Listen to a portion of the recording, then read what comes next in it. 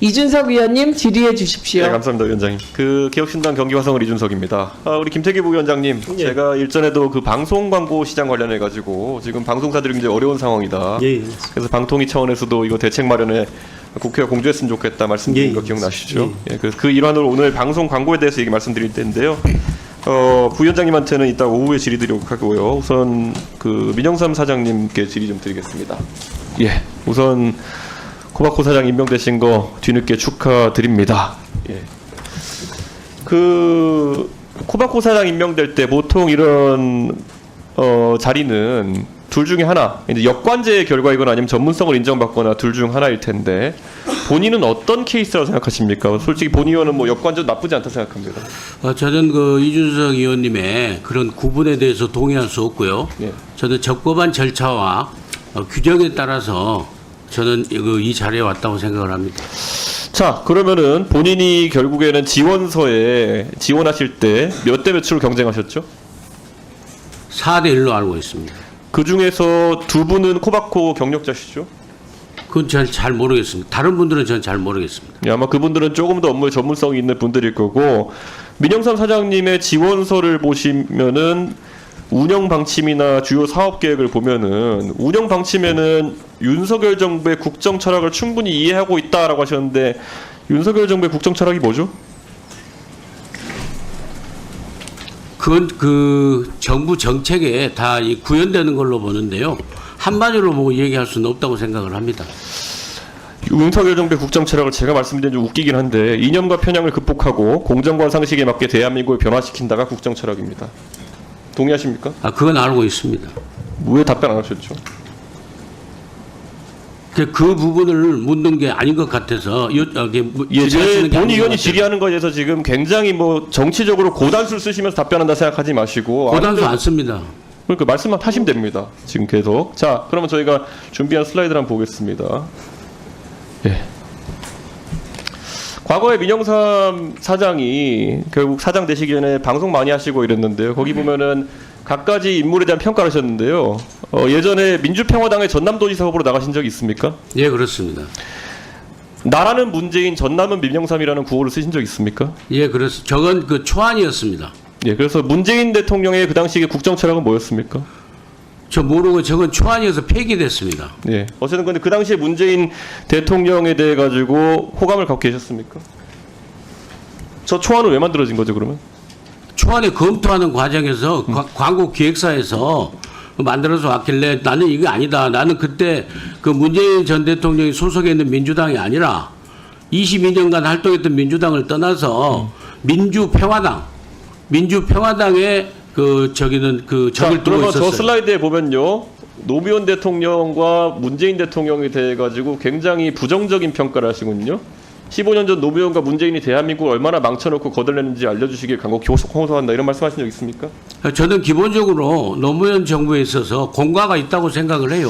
저는 그래서 이번에 보면 알겠습니다. 예, 사장으로 지원하실 때 결국 아까 역관제 영역인지 전문성인지 모른다 하셨는데 제가 봤을 땐 전문성은 없으시거든요. 그래서 역관제 영역이라 생각하는데 이 부분에서 강조하신 것을 보면은 사실 정무적 역할을 강조하셨어요. 주요 사업 계획에 보면요. 구체적으로 뭐 하겠다보다 국회와 관련 부처를 설득하여 디지털 시대의 코바코의 위상을 확립하겠다고 하셨는데 노무현도 문재인도 부정하고 그리고 과거에 방송하신 거 보면 조국도 안 좋아하시는 것 같고 혹시 진보당 좋아하십니까? 누구요? 진보당은 좋아하십니까? 좋아하고 안 하고 제가 답변할 사항은 아닌 것 같습니다. 그럼 과거에 보면은 윤석열 캠프에서 활동하신 이력이 있다는 것이 이번에도 보도됐는데 윤석열 후보 캠프에서 어떤 역할을 하셨죠? 윤석열 대통령 후보 캠프에서는 국민통합특보라는 직함을 가지고 잠깐 활동을 했었습니다. 며칠 만에 사퇴하셨죠? 네? 며칠 만에 사퇴하셨죠? 확실히 기억이 안 납니다. 나흘 만에 사퇴하셨습니다. 그때 어떤 발언 때문에 사퇴하셨죠?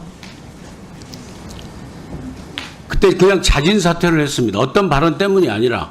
이따가 나중에 다 띄워드릴 수 있습니다. 이준석 사퇴해라, 이준석 무건수행해라 이런 말들 계속 올렸다가 윤석열 캠프에서 해촉되셨죠?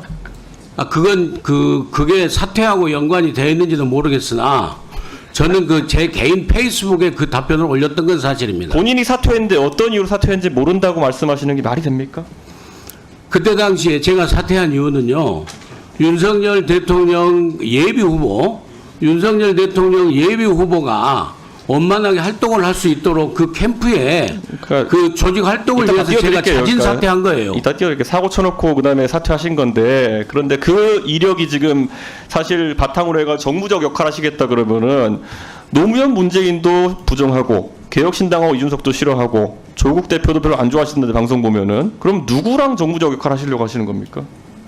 무슨 최근에 그럼 말씀인지 한동훈 당대표에 얘기한 거 보면은 당대표 하려고 알랑방귀 끼고 거짓말한다, 위선자 이렇게 말씀하셨는데 누구를 설득해가 정무적 역할 하시겠습니까? 무슨 말씀하는지 저는 이해를 할 수가 없습니다. 다 띄워드릴까요? 이해를 할 수가 없습니다. 저는. 답변 못 하시겠죠. 정무적 역할 하시겠다 그랬는데 모든 정치 지도자를 비난했으니까 지금 뭐 역할 할 수 있는 게 아니, 없잖아요. 그거하고 코바코 업무하고 무슨 상관이 있습니까? 업무에다가 정무적 역할 하신다고 아니, 쓰신 내가 거잖아요. 전문성 그럼 한번 따져볼까요? 코바코는요. 방송 광고 관련해서 어떤 전문성 있으십니까? 코바코는요, 기본적으로 어떤 회사냐면은요, KBS하고 MBC를 비롯한 방송 광고 판매 회사예요. 기본적으로 광고 회사도 아니고 광고 기획사도 아니고 그러니까 무슨 전문성이 언론사도 있으시냐고요. 아니고, 그러니까 방송 광고를 판매하는 그러니까 그게 이런 무슨 영업 전문성이 활동을 하는 있으시냐고요. 그 조직체를 잘 관리하는 게 가장 중요한 자, 그럼 전문성이에요. 기업을 경영하시고 관리하시는 걸 또 그럼 잘한다고 주장하시는 건가요? 그건요, 하루아침에 증명될 수 없잖아요. 앞으로 제가 아니, 재직하는 지원서에 동안에 뭘 쓰시고 뭐 때문에 되신지도 모르시는 거잖아요. 재직하는 그러면은. 동안에 성과로서 예. 저는 증명된다고 봅니다. 코바코가 지금 뭐 이번에 자료 갖고 오신 거 보면은 당기 순이익이 163억 적자인데, 사실 그러면 여기 대해서 경영 전문가시면 한번 말씀해 보세요. 어떤 걸 해야 됩니까? 그 장기적인 계획과 단기적인 계획이 있는데요. 예. 그 적자라는 것은 그 일반 기업처럼 사기업이면은 무조건 흑자를 내야 되겠죠. 최대한 흑자를 내야 이렇게 되겠죠. 말씀하시니까 그렇지만은 예전에 우리 공기업은 지적하셨지만은 공기업으로서의 꼭 흑자만이 절대 가치가 아니에요. 지고지선의 가치가 아닙니다. 하시는 게 아니에요 지금. 왜 답을 제대로 안 하십니까? 무슨 전문성이냐? 아니 무슨 답을 안 합니까? 계세요. 무슨 답을 안 합니까 제가? 답변 드리고 있지 않습니까? 자, 이준석 위원님 질의 끝나셨습니까? 추가 질의하시고요. 이준석 위원님 통 크게 잘 참으셨습니다. 민영삼 증인 네, 여기 무슨 자리입니까? 국정감사 자리입니다. 국정감사 자리에 와서 네, 이준석 위원이 우습게 보여요? 국회의원이 우습게 보여요? 그렇게 생각하지 않습니다. 그런데 왜 그런 태도를 하십니까? 제 태도가 어때서 그렇습니까? 지금도 똑같습니다. 지금도 네, 그 경험이 없으셔서 그러세요? 예, 물론 그렇습니다. 그런 아까 측면도 뭐 있을 수 있겠죠. 잠깐만요. 한동훈 대표한테 억지로 생깔랑 아니, 억지로 그 생까요? 생까요? 생트집을 잡으려고 하면 안 된다는 겁니다. 아무리 증인으로 나왔지만 자, 억지로 김우영 생트집을 위원님, 잡고 김우영 위원님, 지금 이 모습은 국민의힘 위원들도 아무도 옹호를 안 하잖아요. 얼마나 저 행동이 잘못된 겁니까 지금? 제가 생각할 때는 국민들이 보고 계신다고 봅니다. 국민들께서 국민들이 보고 계신다니까요. 아까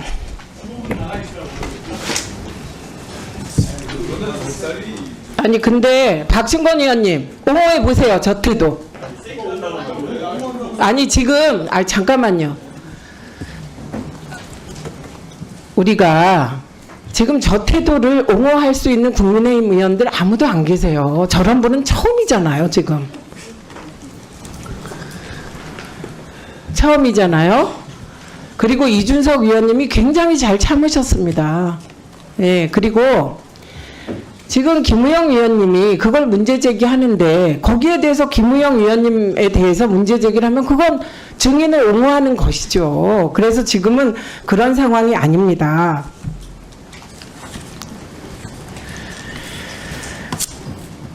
아까 제가 증인 선서할 때 분명히 말씀드렸어요. 증인이 뭔가 의견을 말하고 싶을 때는 위원장의 허가를 득해야 된다. 이건 기본으로 저희가 다 고지하는 사항입니다.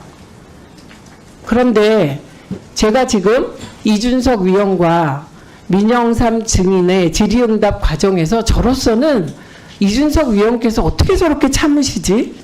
할 만큼 인내심 있게 잘 참으셔서 제가 중간에 제지하지 않고 그 답변 태도나 위원이 질의하는데 끼어들고 위원님보다 증인이 더 강압적인 태도를 지적하려고 하는데 그 지적의 과정에서 또 저한테 끼어들고 덤비시고 그 과정에서 쌩깐다는 표현까지 동원하시고 이건 대단히 잘못된 태도입니다.